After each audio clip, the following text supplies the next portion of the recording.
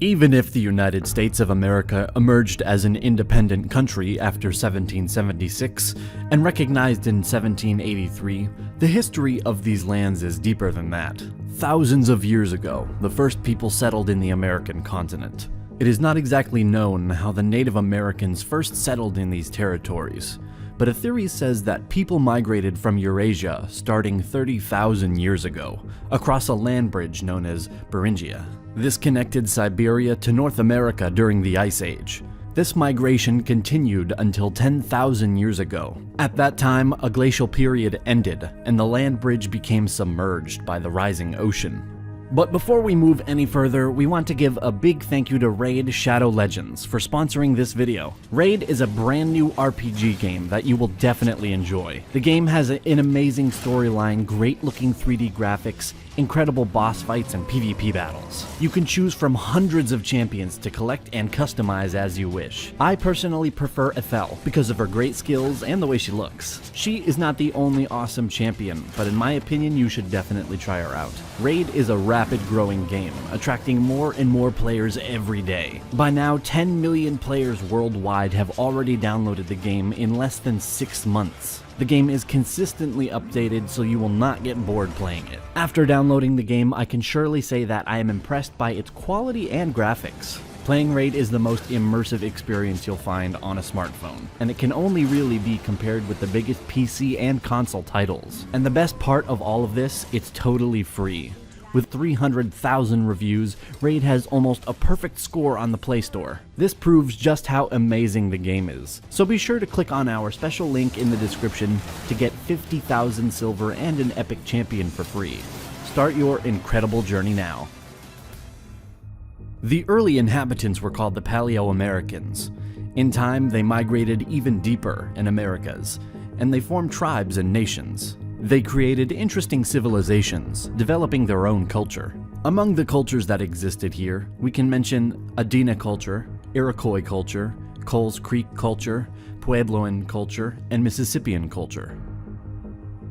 But another part of today, the United States has an interesting and different history. Speaking about Hawaii, this land wasn't inhabited until the 1st centuries AD. Native development started with the settlement of Polynesian people between the 1st and 10th centuries. Starting in the 15th century, European colonization began. In 1492, a Spanish expedition headed by the Italian explorer Christopher Columbus sailed west to find a new trade route to the Far East, but landed in what came to be known to Europeans as the New World. After this event, in the next decades, more and more ships sailed west to establish colonies and trade posts. The Spaniards began building their American empire, using islands such as Cuba, Puerto Rico, and Hispaniola as bases. They expanded hugely. France founded colonies in eastern North America, a number of Caribbean islands, and small coastal parts of South America.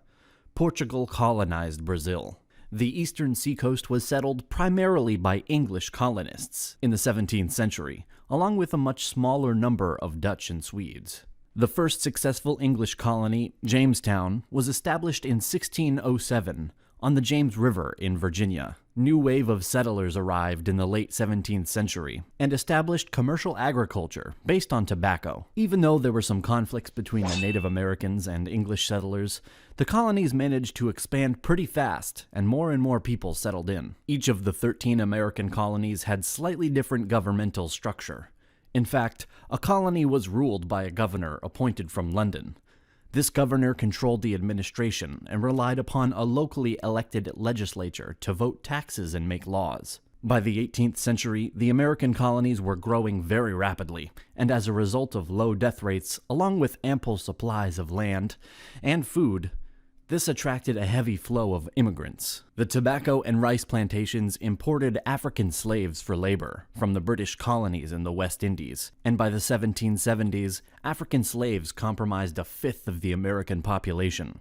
The question of independence from Britain did not arise as long as the colonies needed British military support against the French and Spanish powers. The French and Indian War was an event created by the political development of the colonies. It was also part of the larger 7 Years' War. Britain beat French forces, and France lost their colonies and territories in Canada and Louisiana. The war was costly, and Britain needed money. The British Parliament passed the Stamp Act of 1765, imposing a tax on the colonies without going through the colonial legislatures. The issue was drawn. Did Parliament have this right to tax Americans who were not represented in it? Crying, "No taxation without representation." The colonists refused to pay the taxes, as tensions escalated in the late 1760s and early 1770s. The Boston Tea Party in 1773 was marked as the start of the Revolution. It happened in the town of Boston to protest against the new tax on tea. Parliament quickly responded the next year with the Coercive Acts, stripping Massachusetts of its historic right of self-government and putting it under army rule, which sparked outrage and resistance in all 13 colonies. Leaders from all 13 colonies gathered and created the First Continental Congress to coordinate their resistance. The Congress called for a boycott of British trade, published a list of rights and grievances, and petitioned the king for redress of those grievances.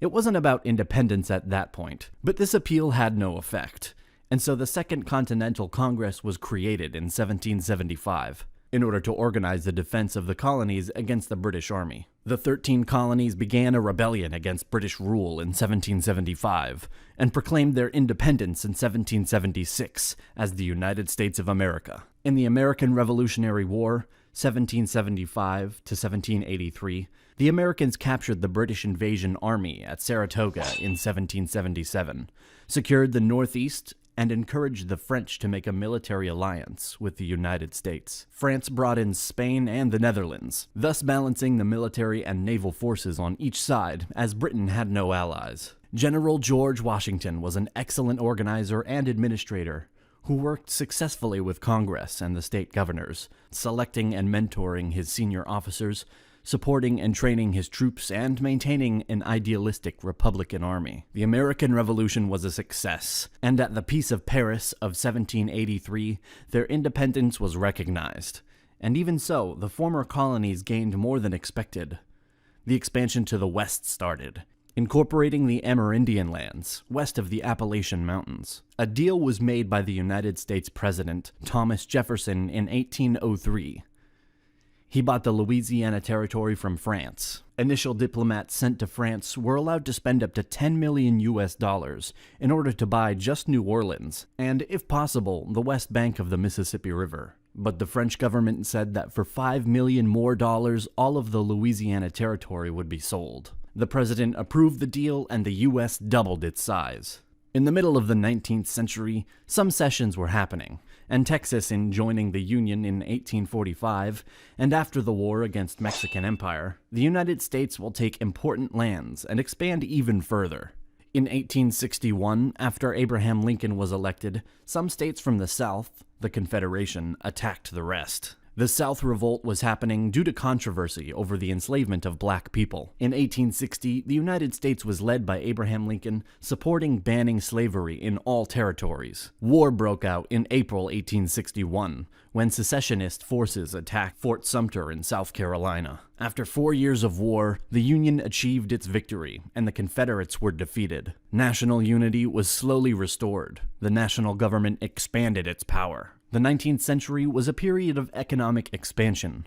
More and more industries were created, and also the accent was put on infrastructure. In 1898, the American-Spanish War is happening. Americans are winning in short term some battles, and at the Treaty of Paris, U.S. is getting the Philippines, Puerto Rico, and Guam. At the beginning of the 20th century, World War I started. Even though the U.S. was neutral due to German attacks on the American ships, and due to their intentions to make Mexico join against the U.S., the Americans joined the Allies. After this event, the economy was growing and all was good, until the Great Depression, which started in 1929. This event shook the world and created a base on which the Second World War will start.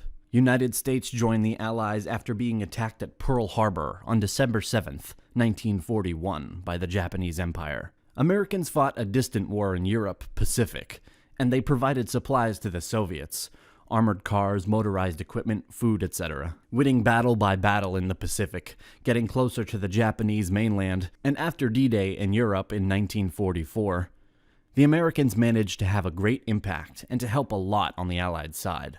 The war ended in 1945. Germany capitulated in May, and Japan in September after the 2 nuclear bombs dropped at Hiroshima and Nagasaki. The United States and Soviet Union emerged as rival superpowers in the aftermath of World War II. This was a period known as the Cold War. The two countries confronted each other indirectly in the arms race, proxy wars across the world, including the Korean and Vietnam Wars, and propaganda campaigns. The purpose of this was to stop the spread of communism. In the 1960s, waves of civil rights movements started, rights of voting and freedom of movement to African Americans and other racial minorities. The Cold War ended with the collapse of the Soviet Union. After, the United States has been focusing on modern conflicts in the Middle East.